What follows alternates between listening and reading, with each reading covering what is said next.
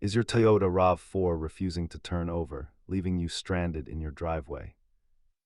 Statistically, 70% of no-start issues on these vehicles are linked to simple electrical connection failures.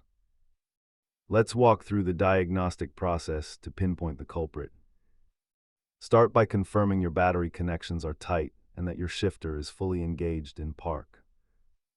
Listen closely for a single click, which often signals a starter motor that has reached the end of its life.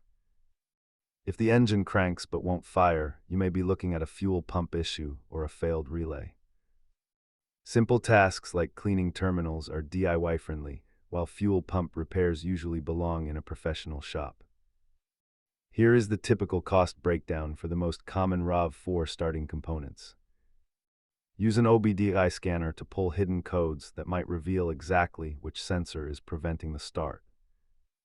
Keep a basic socket set and a digital multimeter in your trunk to handle these diagnostics on the go.